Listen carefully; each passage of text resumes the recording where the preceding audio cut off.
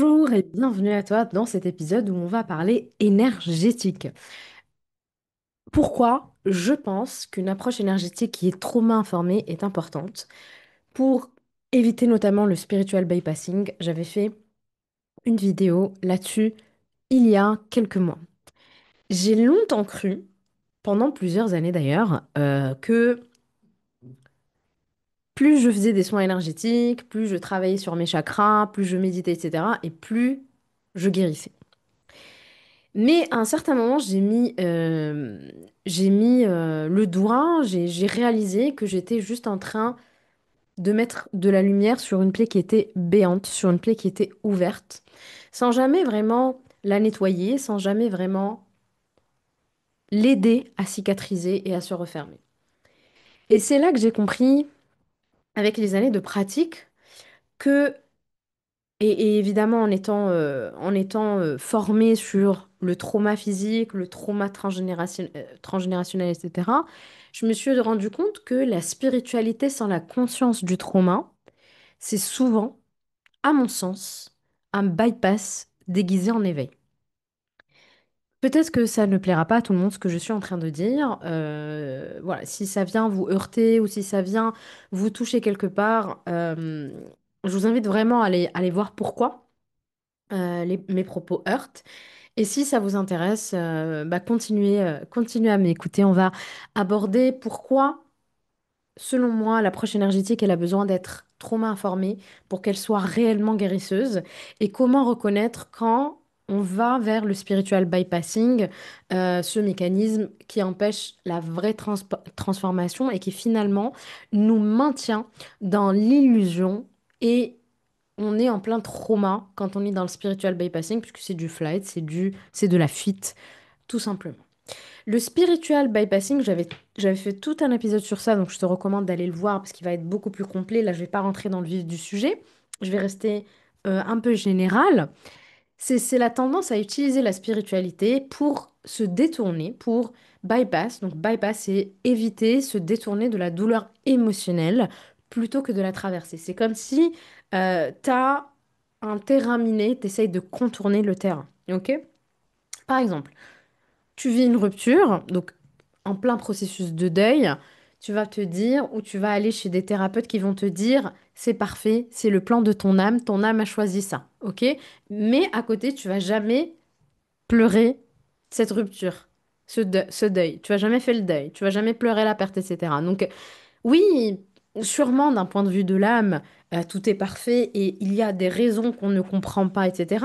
Mais est-ce suffisant pour éviter de ressentir, d'aller vivre dans le corps, dans le système nerveux, dans les émotions. D'accord? Pareil par rapport à toutes ces émotions qu'on juge, la colère, la frustration, la rage, on la juge comme vibration basse.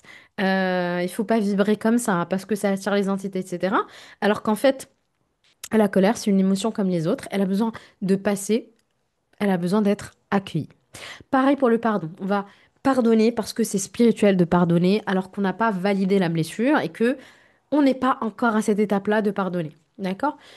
Autrement dit, tu veux être lumière, donc tu veux incarner la lumière, tu vas être lumière, mais tu vas refuser de descendre dans les ombres. Et je trouve que la spiritualité est parfois un peu trop lumineuse. C'est-à-dire euh, on va parler de lumière, oui, je suis lumière, full love, full light, etc., etc. Alors que la vraie lumière, pour moi, c'est quand on met en lumière ses propres ombres, parce que euh, c'est comme ça qu'on peut ascend, c'est comme ça qu'on peut croître, c'est comme ça qu'on peut grandir. Ok? Et c'est là pour moi où il y a beaucoup de pratiques énergétiques qui peuvent déraper ou en tout cas manquer de voir l'essentiel. C'est qu'on va monter en fréquence, faire ça, faire ça, faire ça, faire ça. Et on va oublier le corps, on va oublier les émotions, on va oublier le vécu de l'humain. Et quand je parle d'énergétique trauma informée, je parle d'une pratique, d'une approche qui reconnaît que l'énergie ne circule pas dans le vide, évidemment, elle circule dans un corps. Et qu'il y a un système nerveux, qu'il y a une histoire. Le trauma, évidemment, c'est pas juste un souvenir douloureux, c'est une empreinte dans le système nerveux qui fait que certaines parties de toi restent bloquées dans le passé, dans ce qu'on appelle le vortex traumatique. Ok? Le corps garde toutes les traces du trauma. Je vous cite tout le temps Bessel van der Kolk, que je vais vous reciter encore, qui a écrit le livre Le corps n'oublie rien. Et bien sûr, le trauma, c'est tout ce qui est resté dans le corps, qui n'a pas pu être déchargé au moment du choc et qui reste enfermé dans le corps. Et ça, Peter Levine, dans son livre Réveiller le tigre, en parle beaucoup. Donc, si tu fais un soin énergétique sans tenir compte de tout ça, tu vas soit réactiver des mémoires au lieu de les libérer, tu vas au pire envoyer une personne dissociée encore plus loin dans son ailleurs, énergétiquement parlant, elle va être dissociée encore plus, ou tu vas la détourner encore plus de l'essentiel. Et on peut faire un soin énergétique qui va marcher quelques jours et puis rebelote, puisque la faille, elle est ouverte. On n'a pas refermé la faille, on n'est pas allé voir qu'est-ce qu'il y a derrière le parasitage, qu'est-ce qu'il y a derrière tout ça pour comprendre le trauma, les traumas qu'il y a derrière. Et donc, le soin énergétique ne sert à rien. Et ben, on a besoin de faire des soins énergétiques tout le temps, tout le temps, tout le temps, tout le temps, et garder les personnes sous emprise. Je ne dis pas que les gens le font de manière consciente. Certains le font de manière consciente, évidemment. Nous ne sommes pas dans le pays des bisounours, mais de manière inconsciente aussi, ça se fait beaucoup. Ok? C'est pour ça que une pratique qui est trauma informée, évidemment, elle va demander une mini connaissance du système nerveux. Donc, on n'est pas obligé d'être formé au trauma, mais comprendre un petit peu le mécanisme du système nerveux du trauma, de reconnaître les signes de figement, de reconnaître les signes d'hyperactivation, de savoir comment le trauma, il se, comment le trauma montre d'un point de vue énergétique. Ok? Et bien sûr, il y a besoin d'ancrer les libérations dans le corps. C'est-à-dire que je fais un soin énergétique, je me déparasite, mais ensuite, il y a besoin de travailler sur la faille de la faille. La faille, ça va être le manque de confiance, le manque d'estime, etc., etc. Et cetera. Et ça, il y aura besoin de prendre en compte ça. Parce que si on fait un soin énergétique sur une personne qui est complètement sous emprise, ben, elle a besoin de se libérer de l'emprise énergétiquement, évidemment, mais elle a besoin de se libérer de l'emprise physique aussi. D'accord? Tout ça, c'est à prendre en compte. Quand on parle de trauma, quand je parle de trauma, je parle des trois grandes dimensions que j'aborde dans ma formation énergétique STH. Tu trouveras toutes les informations en légende.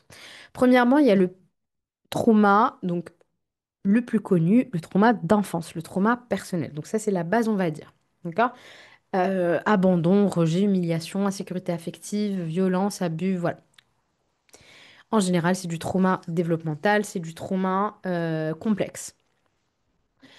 Je ne vais pas rentrer dans le vif du sujet, j'avais fait un épisode sur le trauma prénatal et développemental. Je t'invite à aller le voir si ça t'intéresse. Donc, toutes ces expériences-là dans l'enfance, donc dès la naissance, dès la grossesse même, créent des fissures dans le système énergétique, créent des fissures dans le corps éthérique. Ok? Ces fissures-là conditionnent le rapport au monde. Ok? Et ça peut se manifester dans la vraie vie par différentes choses. Je dois être parfaite pour être aimée, je suis pas en sécurité, etc., etc. Et cetera. Et donc, une approche énergétique qui est trop informée, elle va pas juste ouvrir le chakra du cœur, elle va demander d'aller sécuriser l'enfant intérieur, d'aller ramener le corps dans la confiance avant d'aller vers l'expansion. Donc, d'aller travailler ce trauma d'enfance, d'aller réguler le système nerveux, etc., etc. Et cetera. Et évidemment que toutes les personnes qui font de l'énergétique et qui proposent des soins énergétiques ne seront pas à même d'accompagner dans le trauma ou dans l'enfant intérieur, etc. Moi, j'ai la chance de pouvoir le faire parce que je me suis formée à beaucoup, beaucoup, beaucoup de choses. Mais évidemment, on délègue. Voilà, on délègue. Donc, on voit qu'il y a quelque chose, on en parle à la personne. Donc, il y aura besoin de travailler l'enfant intérieur. Je t'invite Donc, soit tu le fais avec moi si tu veux, ou bien je t'invite à trouver quelqu'un qui soit coach enfant intérieur, je sais pas, ok? Je sais pas comment vous pouvez faire, mais en tout cas, rediriger vers quelqu'un de compétent qui viendra évidemment appuyer le travail énergétique que vous avez fait. Donc, il s'agit vraiment d'appuyer pour que le travail énergétique il puisse être durable dans le temps. ok? Parce que si on doit faire un soin énergétique tous les quatre matins, ça n'a pas vraiment de sens, ni pour vous, ni pour la personne. Deuxième type de trauma, c'est le trauma transgénérationnel, donc celui qu'on hérite de nos ancêtres. Ce sont les mémoires de nos lignées, les non-dits, les hontes, les secrets familiaux, les peurs, les deuils qui n'ont pas été faits, les enfants mort-nés par exemple, tous les interdits, tous les tabous qu'il peut y avoir aussi dans la lignée. Par exemple, une femme peut porter dans son champ énergétique la peur de briller, la peur de réussir, la peur même de juste parler, simplement parce que certaines femmes de sa lignée ont été humiliées, punies ou ont connu même des violences à cause de ça. Ok. Et travailler énergétiquement sans reconnaître ces transmissions, c'est aussi ignorer qu'il y a une racine collective qu'il y aura besoin d'allier à minima conscientiser. Ok. Et donc, une approche trauma informée va aller honorer les ancêtres, elle va ramener surtout de la conscience dans les loyautés invisibles qui peuvent exister et libérer les charges émotionnelles de manière effective et durable. Et évidemment, nous avons le troisième type de trauma qui est le trauma karmique ou le trauma de l'âme. Ce sont les mémoires spirituelles, les vies passées, les pactes, les serments, les vœux qu'on a pu faire, les blessures de trahison, les morts un peu dramatiques, etc. Voilà. Certaines âmes, toutes les âmes même, portent une mémoire euh, particulière, portent des programmes particuliers. Certaines d'entre elles, par exemple, peuvent avoir été persécutées pour leur lumière, tout simplement les sorcières qui ont été brûlées, par exemple. Et si tu ne tiens pas en compte tout ça, tu pourrais t'arrêter au fait que c'est juste le mental. Ok? Alors qu'en réalité, il s'agit d'un trauma énergétique qui est multidimensionnel. Donc une pratique trauma informée dans le karmique, c'est une pratique qui va évidemment respecter le corps physique parce que c'est le poids d'ancrage et on va réintégrer la mémoire. Ça va pas être quelque chose de qui va du jour au lendemain te donner la possibilité de briller, mais il y a un déclic qui se fait de manière très très douce. C'est une reprogrammation vraiment cellulaire très douce. Tout ça, c'est le niveau 3 de ma formation STH. Donc, une énergétique qui n'est pas trauma informée, comme je disais tout à l'heure, les dangers que je perçois, il y en a sûrement d'autres, c'est que la personne, admettons, elle est dissociée d'un point de vue physique parce qu'elle est traumatisée, donc il y a une vraie dissociation clinique, elle peut sortir encore plus vidée. Elle peut sortir dissociée ou euphorique sans qu'il y ait une intégration qui est faite. Ok? On peut faire des libérations un peu exagérées, comme je vois dans certaines pratiques de groupe, notamment, je ne vais pas citer les pratiques, voilà, où les personnes elles commencent à bouger de partout, etc. On vérifie pas l'état du système nerveux de la personne. Est-ce qu'elle est capable de recevoir autant d'énergie? Est-ce qu'elle est capable? Est-ce que son corps physique, est-ce que son système nerveux est capable de, de supporter tout ça? Ok?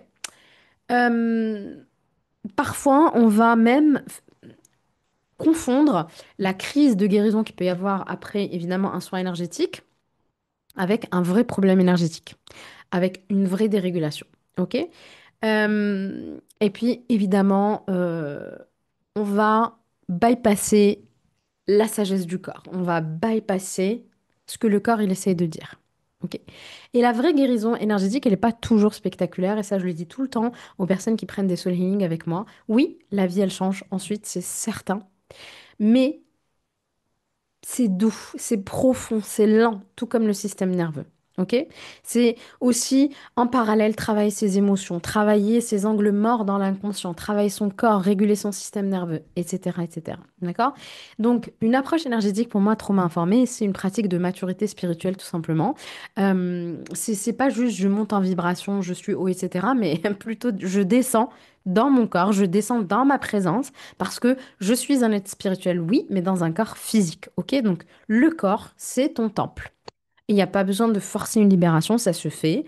Il y a besoin de ramener de la conscience dans les ondes d'ombre, mais avec douceur. Et bien sûr, comprendre, intégrer. Et moi, je ne l'avais pas intégré au début. C'est vraiment à force d'avancer que j'ai intégré ça, que la lumière, elle ne fuit pas les ténèbres. Au contraire, elle intègre et elle écoute les messages que ça vient lui dire. Puisque un parasitage, oui, c'est l'ombre, mais derrière cette ombre, Bah, par où est rentrée l'ombre? Par la faille. Qu'est-ce qu'elle me dit, la faille? Qu'est-ce qu'elle m'invite à travailler, etc., etc. Donc l'énergie, elle suit la conscience. C'est une invitation à aller voir là où il y a de l'insécurité dans le corps énergétique, oui, dans le corps émotionnel, dans le corps physique. Ok?